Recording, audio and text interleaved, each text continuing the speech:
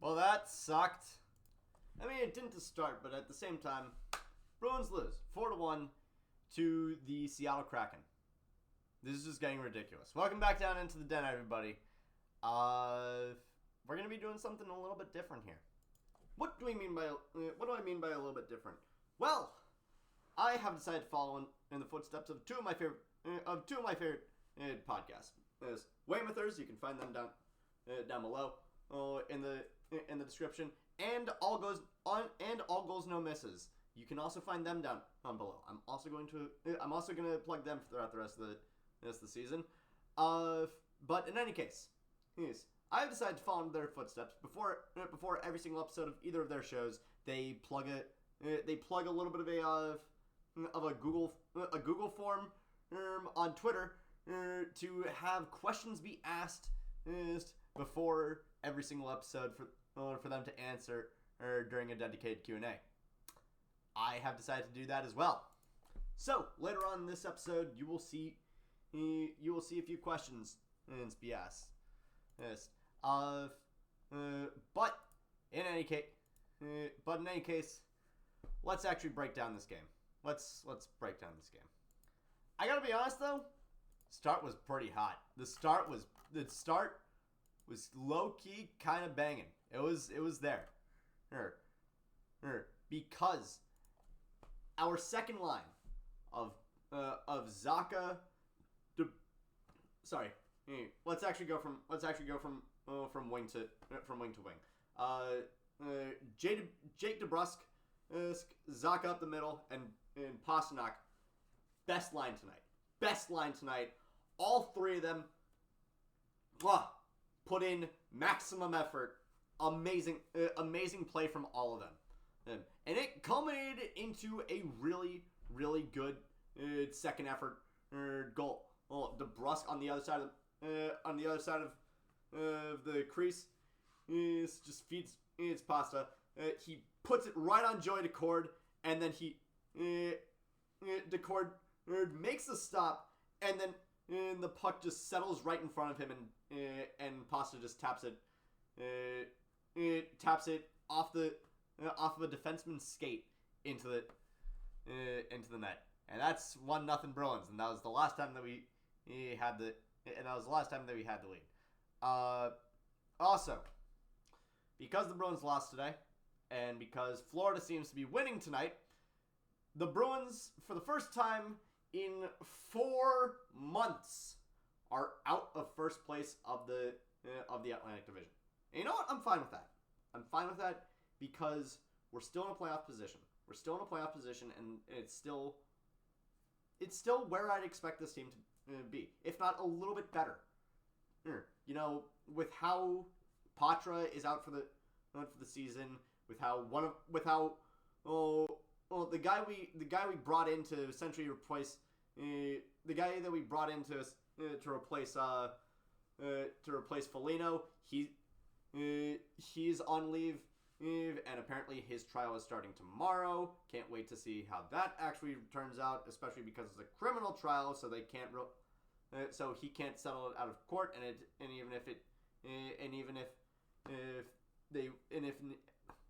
even if there were a settlement, I do not want anyone who acts like that on my goddamn team. Regardless, the way that the Bruins have been playing up to this point, I'm fine with them not being in first place in the division. We don't need to be the best 100% of the time. But I still expect them to play a little bit better than how they're playing right now. God. About 5 minutes later, Kraken get a really good rush. Their first good rush of the game because the Bruins for the first 10 minutes own this game. They own this game for the first 10 minutes. They put up 11 shots in the first 10. That is pretty good. That is pretty damn good. But honestly, the fact that Joey Decord came out of this with only 1 goal against, with like 33 shots on net from the Bruins, fantastic job to him. And I can't tell if that was a testament to how good he was or how bad our luck was, which we'll get into which we'll get a little bit into that. But the Bruins, they allow a power play opportunity from the because Brandon Carlo went for high sticking on Jordan Eberle. By the way, only four penalties from either side in this game. Not really a great sample size for the special teams on either side, but even still, the Bruins penalty kill did not look great this game, and their power play did not look great this game. This needs to be worked on. Anyway, Eberle tries to backhand it past Swayman, and it takes such a funny balance that Swayman still thinks the puck is going to the other side of the crease, but it's not. It goes right back onto to Eberle's stick, and Jordan Eberle just backhands it into the net. I can't blame Swayman for that. I can't really blame anybody for that because man, rubber is bouncy. Rubber is bouncy. That is all that I'm gonna say about that. For the rest of the first period, the Bruins try to run it back. They try to get it back, but they'll never have it as good as that Swayman goal. Oh, we get like four different 2-on-1 opportunities, and every single one we either put it right onto cord or it goes wide left.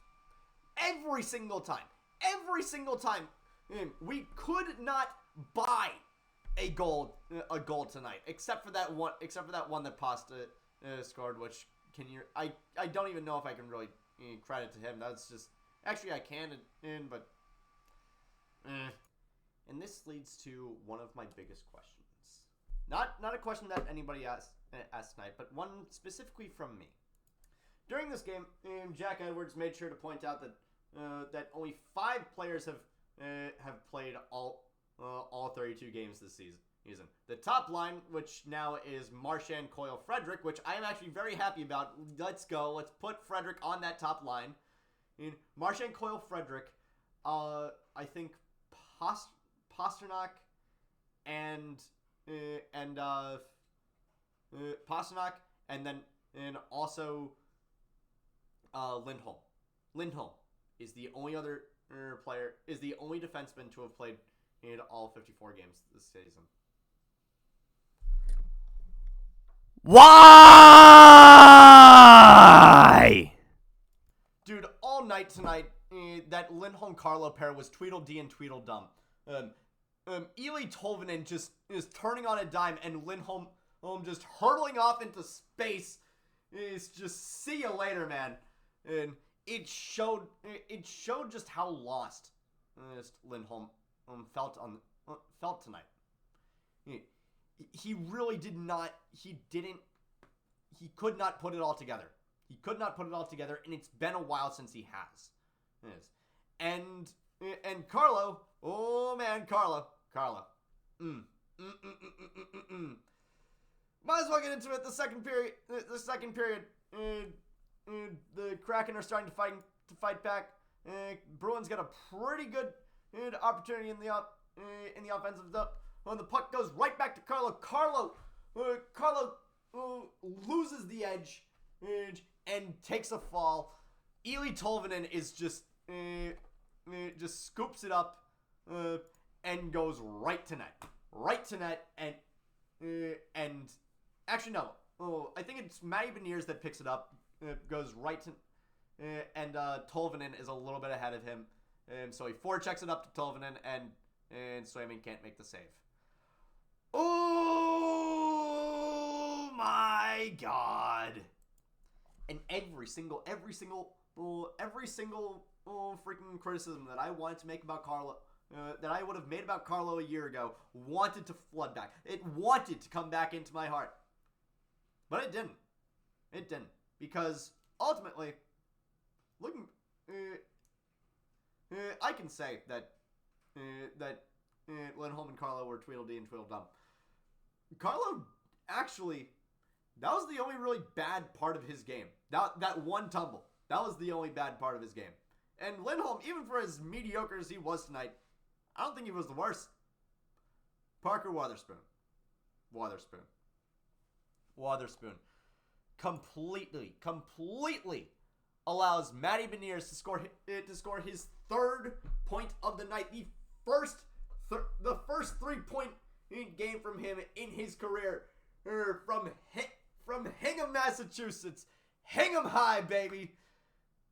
I don't know why I'm getting this excited for someone who scored 3 points on against my team, but you know, I guess I'm just happy to see that a kid from Massachusetts is playing well, and also I kind of like Matty Beniers, so but Wotherspoon just completely allows this. He is completely on like, you did this. And Wotherspoon is right. Wotherspoon is right. Because unlike a knife, his game had no edge tonight. And unlike a fork, he was completely pointless. For the rest of the game, the Bruins keep trying to battle back, and it's just not working. We end up as soon as the Ford F-150 Final 5 starts. Fantastic. I love it when in various intervals in the game are sponsored. Pasternak ends up going for tripping against Alex Wenberg. So great. Not only are we on the penalty kill, but one of our best offensive pieces is the one who committed it. Wonderful. Oh. And we end up killing the penalty, and on his way back to the bench, after the penalty is dead, Swayman actually makes a pretty good play to keep the puck out of the Bruins zone. That was fun. But it doesn't matter because eventually Jared McCann ends up throwing the puck into the back of our net from a mile away, and that kills the game. Questions. Now, interestingly enough, both of my questions tonight come from not only the two hosts of Weymouthers podcast, Rachel at Happily Smythe on Twitter and at Mverga on Twitter, but they're both also about Beecher. Man, they really know what I like. Top question up the top is the one that we're going to be answering first. I've heard some talk on this recently. What do you think about other teams looking at Beecher? So in case you guys don't know, of the rookies that have played this season, Johnny Beecher is my favorite. He was the first player that I ever made a sign for. He gave me a freaking puck, which I still have right here. Johnny Beecher, January 8th, 2023. I love him for that. But what do I think about other teams looking at him? I don't necessarily know. Here's the thing. Beecher, never going to be an offensive player. He's never, ever going to be an offensive player. We can, I do not like to admit that. I still believe that with his size, his physicality, his speed, the fact that he's 6'4", like 220, and he can, and he skates like a freaking bullet train. I love that about him, and I wish he would be a little bit more offensively minded, but he's not. What other teams are going to be getting is probably a fantastic defensive forward, like legitimate PK1 potential on this kid, and on top of that, also he's pretty damn good at the dot. Someone who can keep up the momentum on your bottom six when your top six needs a little bit of a rest. But what do I think about it? I don't like it. I really do not think that Beecher is going to be. I really do not like the idea of Beecher leaving. Which brings us to our next question: how much longer until we bring Beecher back? Well, unfortunately, we can't right now. And there's a pretty big reason why. We literally cannot afford to. And unfortunately, that also goes for Lori. see, the thing is with us having 61,500 dollars in cap space, we are quite literally have no other option. We quite literally have no options. Anthony Richard is on league minimum. And him being up means that we can't bring anybody else up. Even if we were to send him down, Beecher and Lorai are both in the 900,000s. So we'd still be screwed. Steen is also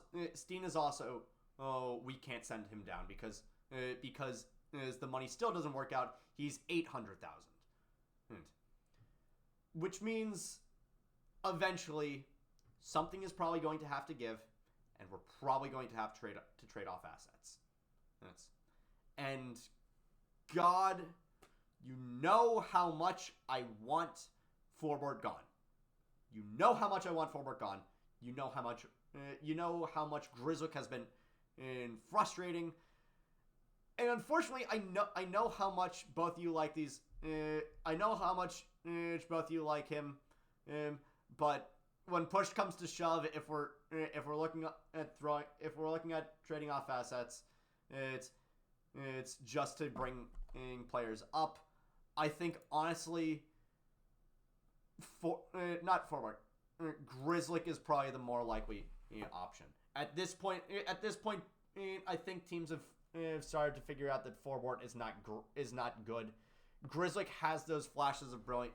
Grizzlick still is like wavering between good and mediocre to where I'm certain that someone could probably throw us like a third round pick for him, and that is pretty much the only way we're going to be able to bring anybody else up.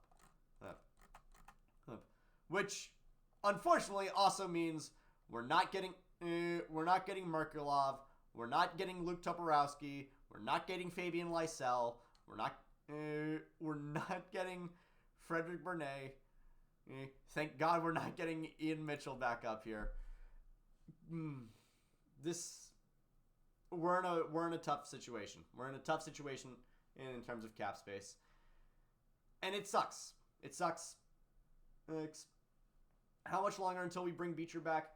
Probably not until the deadline.